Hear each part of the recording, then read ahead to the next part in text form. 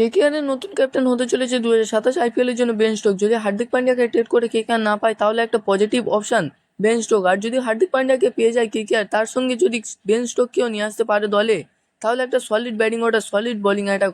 On paper কেকেআরকে top লাগবে, on ফিল্ডে কী হবে জানি না। তো বেন স্টোককে কীভাবে কেকেআর নিতে পারবে, কতটা গুরুত্বপূর্ণ কেকেআর এর জন্য বেন স্টোক, বাকি দলগুলো তার উপরে অবশ্যই টার্গেট করবে। কেকেআর এর বাজেট বড় রাখতে হবে। আর অন্যদিকে হার্দিক পান্ডিয়াকে নেওয়ার জন্য কেকেআর কি করতে পারে, কাদেরকে ছাড়তে পারে এমআই এর জন্য, অন্য অপশন আছে কিনা কেকেআর এর কাছে, তো এই সকল বিষয় নিয়ে আলোচনা করব।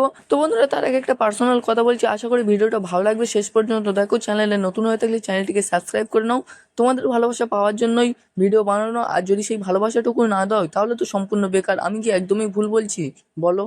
তো বন্ধুরা, আশা করি তোমরা সবাই জানো বেন স্টোক আন্তর্জাতিক ক্রিকেট থেকে রিটায়ারমেন্ট নিয়েছে, আর তার সঙ্গে কি ঘটেছিল তো সেইগুলো আর এক্সট্রা করে বলছি না। কিন্তু বেন স্টোক রিটায়ারমেন্ট নেওয়ার আগে স্টেটমেন্ট দিয়েছে যে আমি আন্তর্জাতিক ক্রিকেট না খেললেও ফ্র্যাঞ্চাইজি লিগগুলো খেলবো।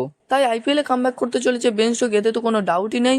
তাই অকশন থেকে যদি কেকেআর স্টোককে 7 থেকে 8 কোটি টাকা খরচ করে নিয়ে আসতে পারে, তাও একটা পজিটিভ দিক হবে। রাসেল টাইপের একটা রিপ্লেসমেন্ট পাবে কেকেআর এবং একটা ভালো ক্যাপ্টেন পাবে, তাও আবার আন্তর্জাতিক লেভেলের। বর্তমানে বেন স্টোকের যে ফিটনেসটা আছে, ম্যাক্সিমাম আরো 2 থেকে 3 বছর ক্রিকেট খেলতে পারবে। বল হাতে তার স্পেলে 4 ওভার ভালোভাবে ফিনিশ করে দেওয়ার মতন ক্ষমতা তার আছে, সঙ্গে ব্যাটিংয়ে তো কন্ট্রিবিউট করবে। পাতি রানাকে রিলিজ করে দিয়ে যদি বেন স্টোকের দিকে যাওয়াটা পজিটিভ।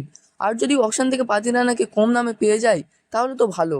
আর অন্যদিকে মুম্বাইকে যদি রাঘুবংশী, রামানদীপ দুজনকে দিয়েও হার্দিক পান্ডিয়াকে নেয়, তারপরে একটা সলিড একাদশ থাকবে। রাঘুবংশীকে ছাড়া মানে একটা শুভমান গিল আবারও ছাড়া, কিন্তু তারপরেও অন পেপার বেশি নেগেটিভ লাগছে না কেকেআরকে। ওপেনিংয়ে ফিন অ্যালেনের সাথে তেজস্বী ধাইয়াকে ট্রাই করতে পারে, বা অকশন থেকে কোনো আনকাপ প্লেয়ারকে নিয়ে ওপেনিং করাতে পারে, না হলে তো মনীষ পান্ডে আছে।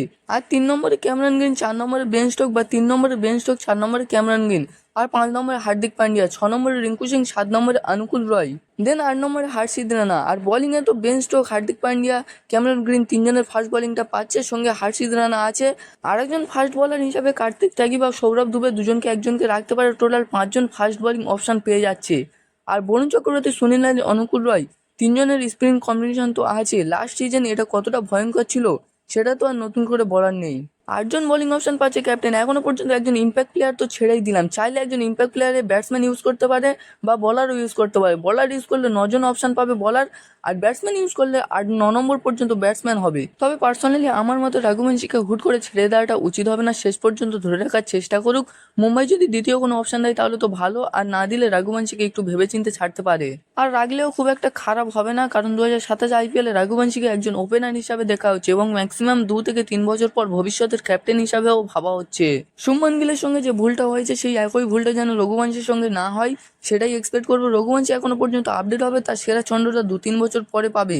সেই পর্যন্ত যদি কেকেআর অপেক্ষা করতে পারে তাহলে কেকেআর এর জন্য যথেষ্ট ভালো হবে। কলকাতা যদি আঙ্কিত রঘুবংশীকে ধরে রাখতে চাই তাহলে নতুন কিছু অফার করতে পারে, কিন্তু হার্দিক পান্ডিয়ার জন্য মুম্বাইকে যেমন কিছু টাকা অফার করতে পারে, বা আজিঙ্ক্য রাহানে, রামানদীপ, তেজস্বী ধাইয়া এই তিনজনকেও অফার করতে পারে মুম্বাইকে। দেখা যাক মুম্বাই ইন্টারেস্ট দেখায় কিনা। তো বন্ধুরা, আমার মতামত তো এটাই। তোমাদের মতামতে যদি কোনো অন্য অপশন থাকে কমেন্টে অবশ্যই জানাতে পারো তোমাদের মতামত। আর বন্ধুরা, চ্যানেলে নতুন হয়ে থাকলে চ্যানেলটিকে সাবস্ক্রাইব করে দাও। তো সবাইকে ধন্যবাদ।